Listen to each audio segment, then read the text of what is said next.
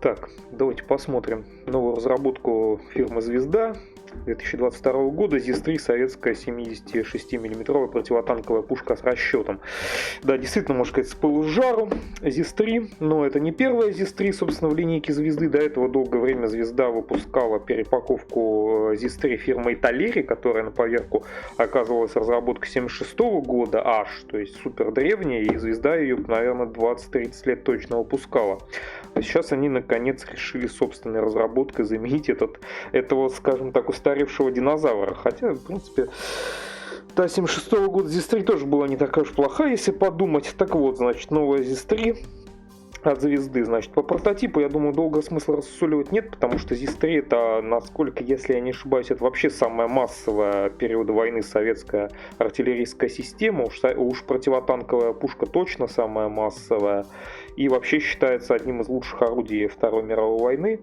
Собственно, достаточность калибра для поражения большей части немецкой бронетехники. Не всей, конечно, не всего периода там, но в принципе против большого количества бронетехники немецкой она работала.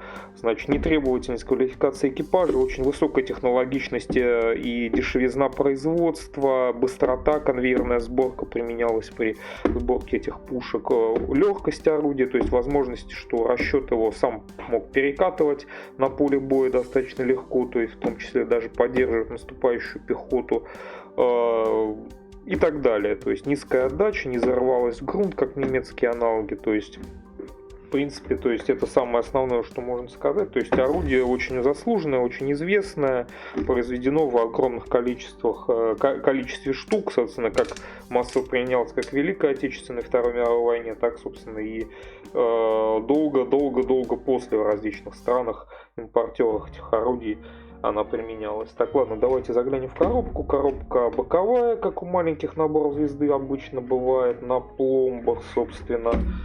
Сейчас мы их, собственно, вскроем. С одной стороны. Не люблю я, кстати, эти боковые загрузки «Звезды». Вот они вечно. Выдрать оттуда модель, это зачастую, на самом деле, еще та задача. Я справился. Так, внутри, как обычно, вторая коробочка уже с верхней загрузкой. Соответственно, вот у нас что внутри. Стандартно инструкция предупреждения. Литники в одном пакете, как у «Звезды», как обычно, совсем их мало. Помимо самого орудия присутствует еще расчет. Фигурки тоже новые, кстати, в предыдущей италеревской итерации звездовской ЗИС-3 тоже был расчет, тоже 3 человека, вот тут, ну, тут они немножко им позу поменяли. В общем-то и все, никаких декалей, там ничего у нас на это орудие не идет. Значит, по традиции из бумаги, понятное дело, моделька небольшая, инструкция тоже. Значит, короткая историческая справка, 2 языка, бокс-арт, 2 варианта, соответственно, буксируемый и боевое положение с расчетом. Насчет буксируемого, часто как раз для буксировки использовались различные средства, от конной тяги до автомобилей и тягачей. В частности, вот здесь у нас что-то такое...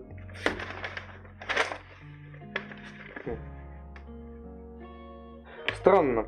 Вот здесь как будто на инструкции какой-то такой призрачный силуэт СТЗ-шки, что ли, у нас присутствует. СТЗ тягача, который «Звезда» выпускает. Забавно, потому что вот реально, если ты так особо не будешь присматриваться, даже сразу и не поймешь. То есть, а это реально у нас прицепили к СТЗ. Ну, в общем, да, как вот «Звезда» как раз в этом же году, по-моему, выпустила и тягач СТЗ, к которому можно прицепить данное орудие, так, собственно, и Dodge американский, ленд-лизовский Dodge 3/4, которые часто тоже буксировали эти пушки. Они были легкие, соответственно, буквально автомобиля хватало, подрессоренная подвеска, соответственно, и так далее. За это тоже эти орудия очень любили. Ну или вот боевое положение с снарядным ящиком. У нас расчет тут. Фигурки, кстати, что-то не хвалят, говорят, они что-то не очень. Но это ладно, это мы посмотрим. Потом сразу начинается сборка, как обычно, очень экономная «Звезда» на бумаге, поэтому все так очень плотненько. Значит, со ствола дульный торбос 2,5, ну, как обычно, это минус большой, но «Звезда» у нас, судя по всему, Ну да, из приколов. То есть сразу мы узнаем, что, оказывается, якобы у нас тут можно ЗИС-2 собрать. То есть с другим, собственно, у нас, я так понимаю, стволом орудия, то есть у нас дано два ствола, дульный тормоз, у ЗИС-2 дульного тормоза, насколько я помню, не было. Я, к сожалению, не сильно в курсе, что там вот именно на коробке написано ЗИС-3, тут у нас написано, что можно делать ЗИС-2.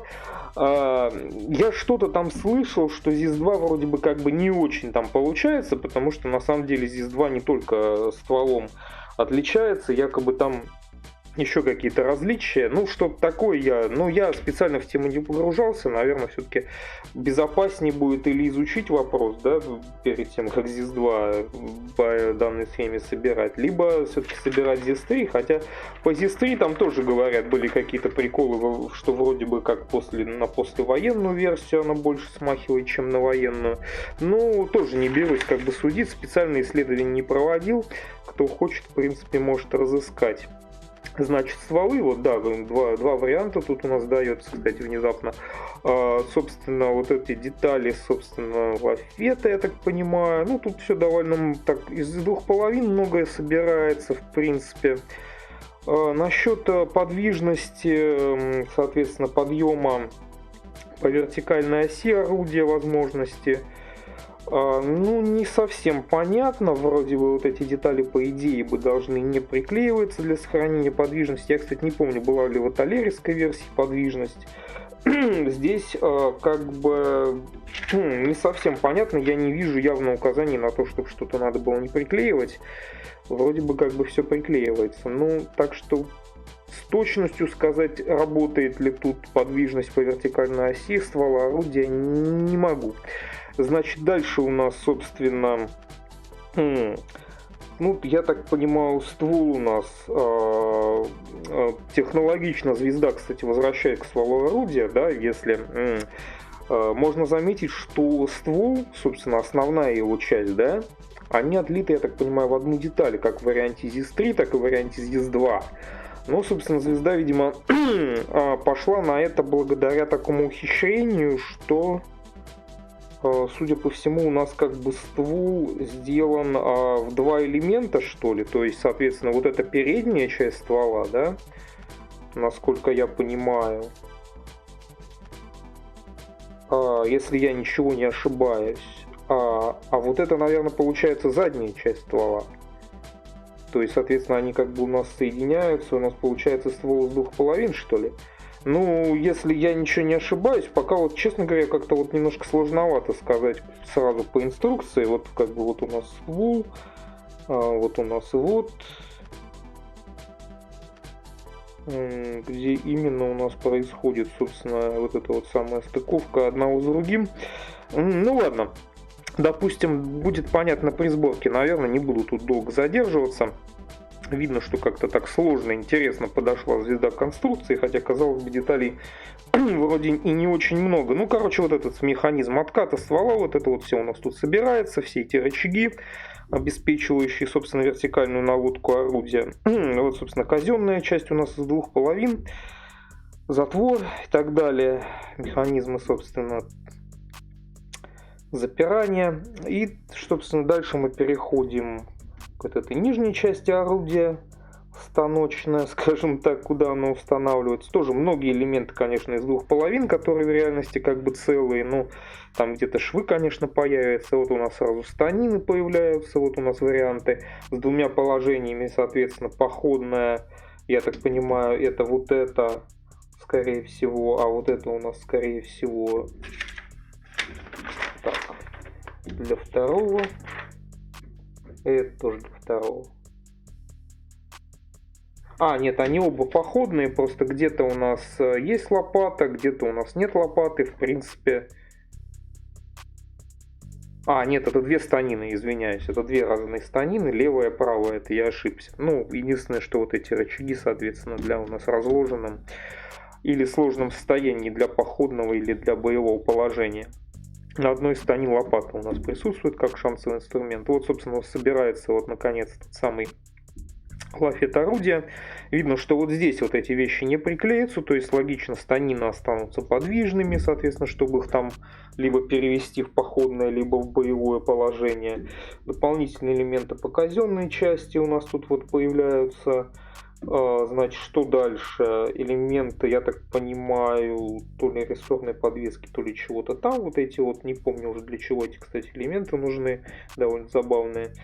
И, значит, колеса. Колесная, собственно, покрышка у нас сделана. Не совсем даже понятно, что она у нас из 3 деталей, что ли, сделана, да, то есть даже не из 2, а походу, что из 3, то есть еще какая-то проставка посередине между 2 половинами покрышки будет, видимо, может быть, чтобы избежать шва такого явственного, даже не знаю, что новенькое это в моделях звезды, такого никогда еще не видел, соответственно, ну вот эта самая проставка, она еще как бы и двойная получается, что ли, вот. Как-то интересно достаточно сделано на самом деле. Ну и, собственно, что у нас тут можно еще сказать? Значит, устанавливаем, соответственно, ствол на лафет, дополнительно соединяем тут элементы. Это для походного, это для, соответственно, боевого положения. В боевом положении, соответственно, устанавливается прицел на орудие. Прицел, кстати, устанавливался только, конечно, отдельно перевозился. Он, конечно, устанавливался на орудие только непосредственно перед стрельбой. Это как бы такая штука была, которую в установленном положении, конечно, не перемещали. Ну и, соответственно, что? Вот, да, 2 варианта. Приближаемся мы к концу. Фигурки нам предлагают собрать до, собственно, щита противоосколочного, противопульного вот этого. Соответственно, 3 фигурки. У нас заряжающий наводчик-командир. Ящик снарядный с 5, я так понимаю, снарядами у нас опционально для диорамок. Стрелковое оружие у, собственно, пехотинцев. Кстати, честно говоря, конечно, артиллеристы, ну, сомневаюсь, что они прям уж непосредственно свое личное оружие таскали непосредственно параллельно со стрельбой. Ну, не знаю уж, насколько им это мешало, не мешало. Подозреваю, что где-нибудь все-таки складывали, и вряд ли они прям ППШ на спине вели огонь из орудия. Ну, кто знает. Кто знает. Вообще, конечно, да, расчет орудия, кстати, да, я, может, где-то ошибочно экипажем успел назвать. Расчет орудия у нас несколько, конечно, по-парадному выглядит. В реальности я не думаю, что уж настолько они прям были вот по-уставному одеты и снаряжены, но ладно. Значит, собственно, вот этот щиток нижний ставится в самом конце, верхний щиток ставится буквально в самом конце. Ну, это у нас все, собственно, я так понимаю, идет для боевого положения, для походного, скорее всего, то же самое, но отдельно нам походное в конце не показали. Ну и, собственно, на этом сборка заканчивается. Краски даются на звезду и Томию. Да, я, кстати, там коробку не изучал. Забыл немножко посмотреть, что на коробке у нас есть, как обычно у звезды, фотография собранной готовой модели, 17 сантиметров, 128 немного деталей. Вот, собственно, вот эти фигурки. Ну, говорят, что выглядит так не очень, на самом деле. Но я бы сказал, тоже такие заиндиевшие позы у бойцов. Уж очень они как-то уж игрушечно выглядят, если честно. Ну да ладно, какие есть. Ну и, собственно, вот. На этом сборка заканчивается. Красок довольно много, в принципе, сейчас звезда дает. Но, в принципе, 7 копеек не будет выглядеть модель. И что у нас, собственно, по литникам? Посмотрим.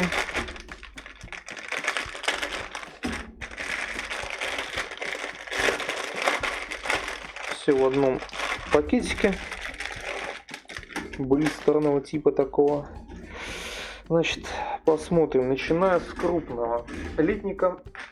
Основной большой литник, где у нас, собственно, присутствует большая часть деталировки. Тут и щит у нас крупный, вот этот самый с клепкой. Ну, говорят, что в целом довольно не копейный, чисто из ограничений пластика, потому что, конечно, толщина его там была, ну, сколько-то миллиметровый лист, да, в пластике, конечно, если к масштабу приводить, толщина пластика, конечно, такой маленькой не может быть, поэтому, конечно, тут кто гонится уж прям за супер копийностью, скорее всего, конечно, направление какое-то менять это нужно будет, но это уж кому как. Снарядный тот же самый ящик, станины, Соответственно, станины у нас в одну деталь, что хорошо. Значит, ну, в том плане, что это действительно необычно, то есть звезда еще как бы не всегда умела осиливать даже такие, вроде бы, казалось бы, небольшого сечения цилиндрические детали в одну деталь. Насчет ствола я там какие-то измышления, да нет, в принципе, большая часть ствола, наверное, сделана в одну деталь, соответственно, вот этот ствол, видимо, для более длинный для ЗИС-2 предполагается, вот этот, наверное, для ЗИС-3. Соответственно, дульный, единственный минус, да, что дульный тормоз у нас. Кстати, где он, как говорится, не вижу его. Собственно, где-то он должен быть здесь спрятан. Дульный тормоз у нас две детали. Ну, как бы вот и, скажем, окончание ствола у ЗИС-2 варианта, оно, в принципе, сделано в одну деталь цилиндрическая, вот это, насколько я понимаю. Но это уже как бы ЗИС-2, это уже отдельный вариант. Все-таки у нас модель на коробке обозначена как ЗИС-3. Ну, соответственно, мелочевка тут, всяческие элементы, наведение орудия, вот еще нижний щиток, этот боковой. Значит, да, вот он, кстати, дульный торбос, нашел я его две половинки, да, вот он. Сам он довольно как бы ажурные детали, но вот две половины. Значит, какие-то тут еще элементы. Более, ну, вот эти цилиндрические элементы, которые, значит, вертикальная наводка орудия, они в две детали. То есть там шов будет. Как бы звезда не всесильна, благоразъемность они как бы еще не освоили в своих моделях, по крайней мере, массово. Ну, в общем, очень-очень много достаточно мелких деталей, что, в принципе, для ствольной артиллерии это характерно. Вот лопата, шансовый инструмент, тут всяческий такой вот. Больше, как бы сказать, нечто. По качеству литья, как бы, ну, собственно, пресс-форм получается буквально что этого года, 22-го, соответственно, ну, проблем пока на текущий момент никаких не видно. Все отлито хорошо, прикольно, красиво, звездовский зеленый пластик. Что еще сказать по ходовой? Два литничка с, значит, колесами, деталями, сложные внезапно формы колеса, не ожидал я. Кстати говоря, обычно обходятся буквально две половинки на покрышку. Тут же, значит, какие-то они изобрели, возможно, видимо, для скрытия шва на покрышке они изобрели как бы такие двойные проставочки между двумя половинами покрышек. То есть, видимо, у нас такой получается полосатый такой вертикальный рисунок протектора, тем самым, что вроде как бы выглядит как будто как настоящий без шва. Ну и детали, соответственно, вот дисков у нас. Диск у нас, я так понимаю, в одну деталь. Ну и по мелочи тут снаряды, какая-то вот для снарядного ящика деталь, по самим упоры для станин. Собственно, у нас вот они сюда вынесли их, может быть, для какой-то унификации, не знаю, либо, может быть, просто потому, что их две нужно. Вот такие вот два элемента.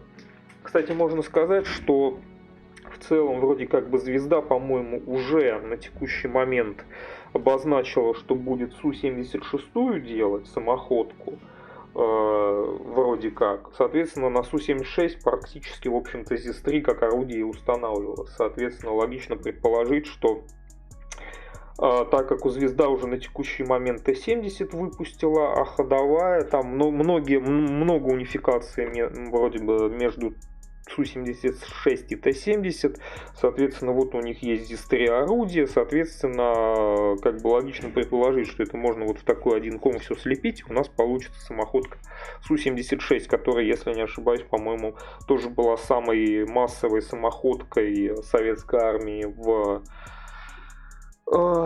если не самой вообще массовой бронемашиной, насколько я помню, в период Великой Отечественной войны, поэтому как бы логично бы, чтобы модельку ее, конечно, звезда тоже выпустила, и вроде как бы они действительно собрались.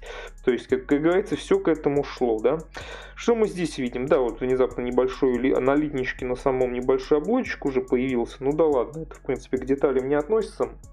Тут у нас фигурки, значит, что у нас тут по фигуркам? Ну, по детализации фигурок она есть, как бы, да, еще не успели сильно замылиться, но я в целом слышал мнение, да и чисто по фотографии собранных, ну, так сказать, не очень живенько они выглядят, могли бы получше это изобразить.